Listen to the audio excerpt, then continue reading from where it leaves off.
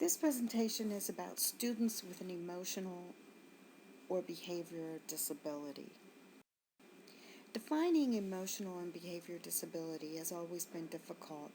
When a child has this type of disability, they work with many professionals, both within the school and outside of the school. But each professional has their own focus when working with the student. So they each have their own emphasis when trying to define the disability. The authors of our textbook mention that there is an agreement that emotional or behavior disabilities refer to behavior that's extreme, chronic, and unacceptable. For purposes of teaching within the United States, the federal definition, the one that's in IDEA, is what we need to be familiar with. The characteristics listed on the slide are exhibited over a long period of time. It's not just a short thing. I've listed what I consider common terminology on this page. Under the first bullet, I have 4 different things that this disability is often called. The one that's starred, emotionally disturbed, is the one that is used in IDEA. Conduct disorder is the most common problem exhibited by children. This disorder is characteristic of hostile and sometimes violent behavior. It's as if the student doesn't have any empathy for others. They're aggressive, disruptive, and they have basically antisocial behavior. Schizophrenia is one that we don't often associate with children, but it is usually thought of as being something else. It's a severe disorder of thinking. So with this disordered thinking, they could be confused with a child who has ADHD. Some of the common symptoms are withdrawal from friends and family, a drop in performance at school, trouble sleeping, irritable or depressed mood, a lack of motivation. Those are all things we often think of someone who's involved with drugs.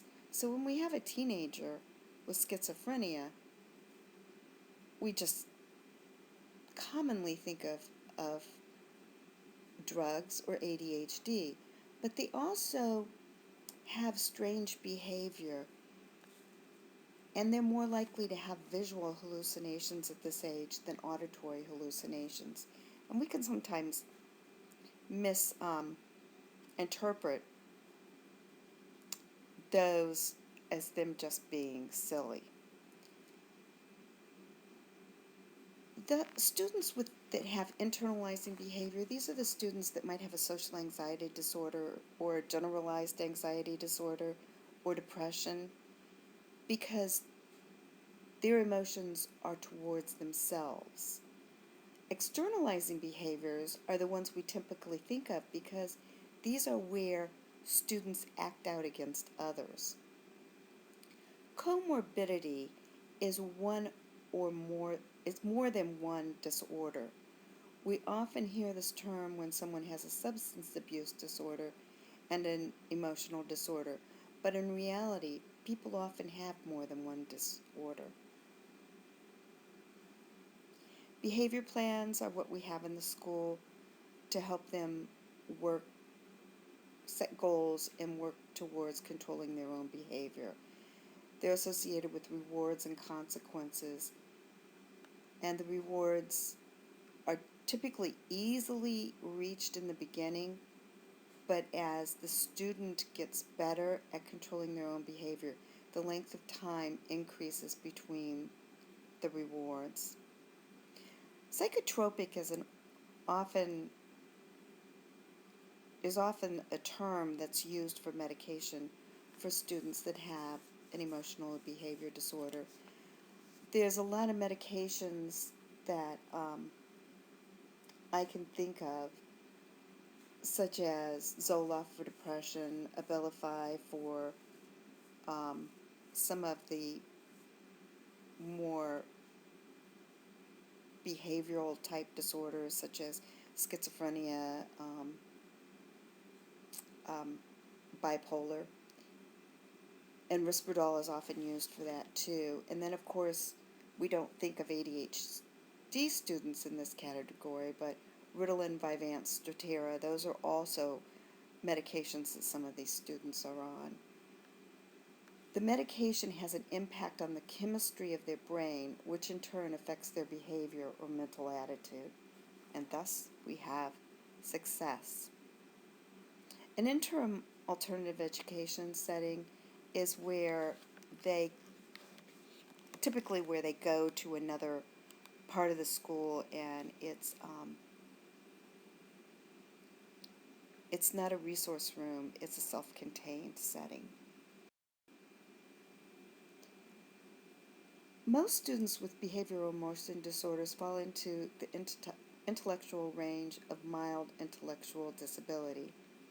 However, I've worked with adults with emotional and behavior disabilities and believe that their illnesses can impact how well they would do on an intelligence test.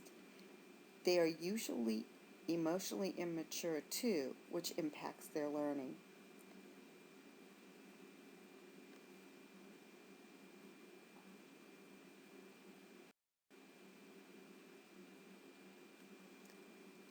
I've listed here some things that I found on the Gallaudet University website talking about behaviors that you typically see in the academic environment. Some other ones that I've mentioned elsewhere in there are things like they don't follow or appear to care about classroom rules, their resistance to change and transition in routines. So sometimes if you have a 2-hour block for a class and it comes time to put things away and go on to the next class, this is when the student's going to start acting out. They're often absent from school on a regular basis, numerous days. They consistently blame others for their behavior. They don't work well in groups. And they can't apply social rules related to other people's space or their belongings.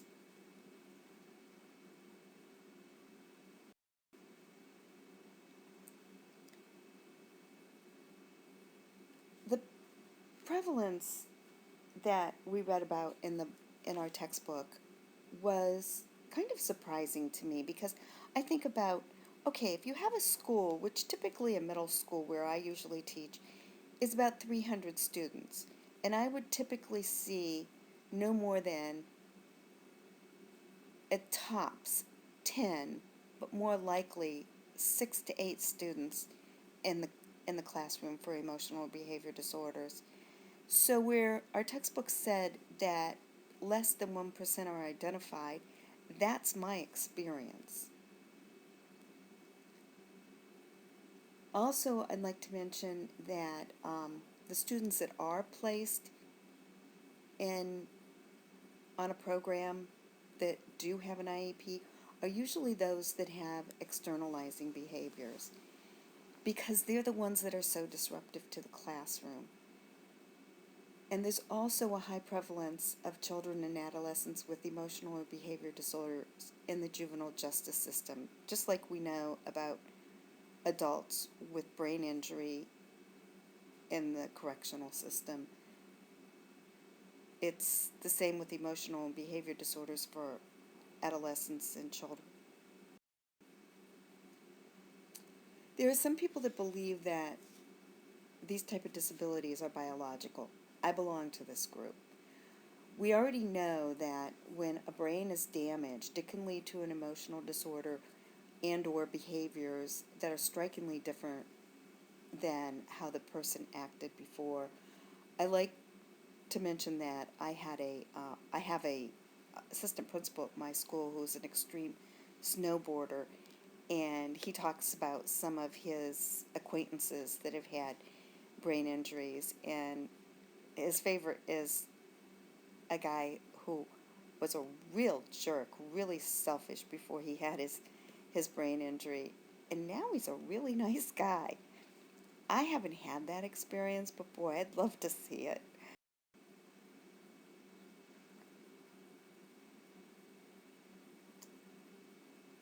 Some educational considerations are that first, the child has to learn new behaviors so they can learn. So, a behavior plan that discourages the unwanted behavior and rewards the desired behavior works well. Students often have behavior charts that help them work towards their goals, and the goals are typically easy to obtain in the beginning and more difficult as they learn to control their own behavior. More time is in between them, such as I had a student with autism in my classroom about 2 years ago, and like every 10 minutes, if he remained on task and he wasn't bothering the other students, he wasn't getting up walking around, he got a check mark. And after 30 minutes in the check marks, he got all his check marks, he would get to go play on the computer. It was a little like iPad thing for little guys. But in order to have a good behavior plan, we have to identify the behavior that needs to be changed, develop both short and long-term goals for the student, and in order for it to be effective, we have to slowly increase the interval between the rewards. If it isn't effective, we need to make adaptations. And since this disorder interferes with the student's academics, it's very important to use the strategies that we know to relate what they're learning to what they already know and build upon that. It helps them because many of these children do have problems concentrating. This is a behavior chart that I found on stumbleupon.com. I liked it because it included the weekend, so the parents could actually be involved in helping the child work towards their reward. Any intervention should be research-based, but it also needs to be consistent. Students react well to point sheets and behavior charts, as I keep mentioning. It lets them know they start each day with a clean slate, and it makes their goals more readily accessible. Students with an emotional disorder may need to have lessons that are more motivating for them, that help them understand and remember. Each individual child should have an individual plan that is geared towards them. It might include the counselor at school, a counselor outside the school, a doctor for medication, lessons in social skills, as well as their academic skills. And sometimes the family needs education. If it's a dysfunctional family, they might need treatment to help them learn more appropriate ways of dealing with their child and parenting them the way they really want to. If it's a good family that is doing great with their other children, they still need strategies to work with this child. Many of these students, most of these students, are going to need help throughout their life. So this is something we have to consider when we're working with them on a transition plan. And this is my references, and that concludes my presentation. Thank you.